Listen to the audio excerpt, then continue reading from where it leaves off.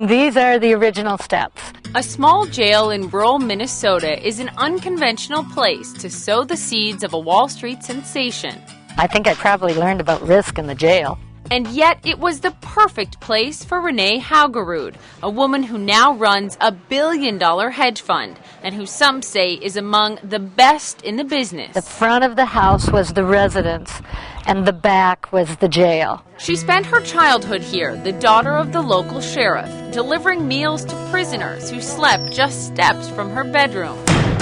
At the time, it just seemed normal. It was a real interesting upbringing, and I think it really gave me the opportunity to see that everything isn't always as it seems.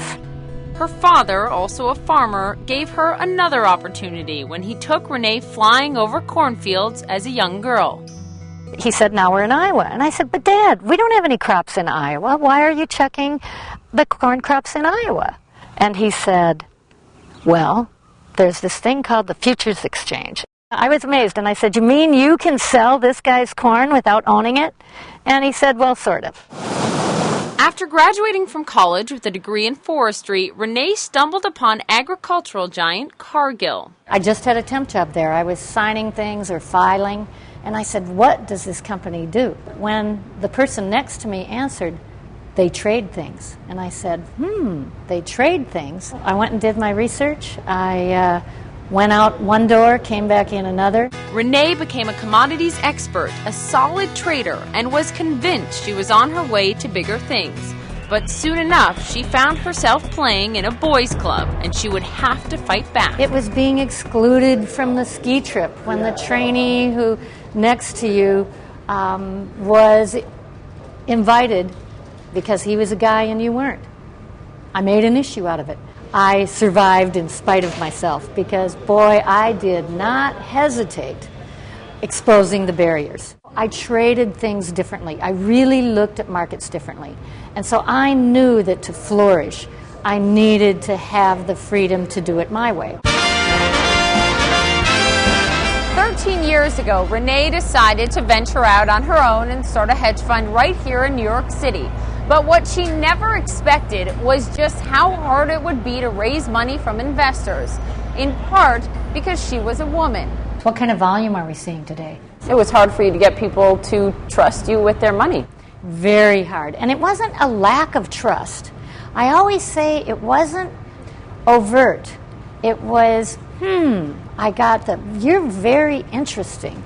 Let's watch you. And I heard that over and over. What she was hearing was a deep-seated bias outlined in a 2010 study by Washington University in St. Louis, which found Americans willing to invest 3 times as much money in a firm led by a man than one run by a woman. Renee fell more than $1 million in debt trying to keep her company afloat. Did you ever think, maybe I should just give up, close shop? This isn't working? I did. I got very, very close to it. Why did you think you could do it? I mean, there's so many people that fail in this business. It isn't why I thought I could do it, it's why not. And I never, really entertained the negatives. Instead, Renee took the bias by the horns and reached out for help. If I just stayed Renee Inc., if I stayed on my own without validation of the big boys, so to speak, it wasn't going to happen. Does that mean you needed men by your side? Yes, I did.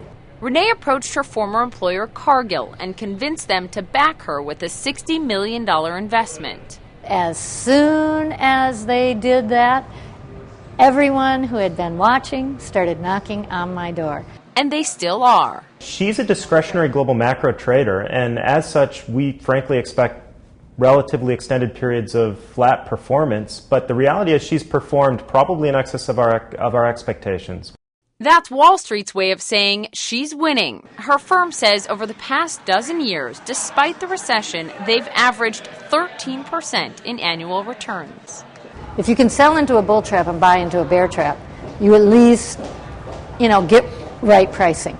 Today, Renee is making millions running GALTERE, one of the biggest female-led hedge funds in the country, managing roughly $1 billion in assets.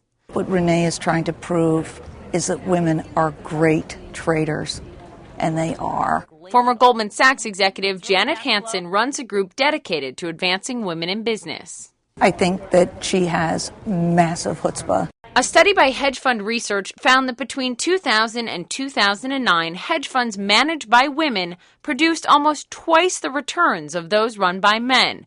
And yet, women run only 3% of the 9,000 hedge funds in the U.S. That's one reason Renee and her husband recently donated $1.5 million to build a program at the University of Tennessee at Chattanooga, teaching finance from the female perspective. I don't trade individual stocks. In other words, how to trade like a woman. I don't think it's an equal playing field. It's getting there, but it's not as much as we would like it to be. You say this program is controversial, but that's what you wanted. That's exactly right. Why? Anytime you have a new idea, anytime you want to shake things up, and we need to shake up the financial industry significantly. 2008 proved that. Renee knows women in finance have a long way to go, but then from the farm fields of Minnesota, she's come a long way too. This is my art, and I love it. I wish I could sing and dance, but this is my music.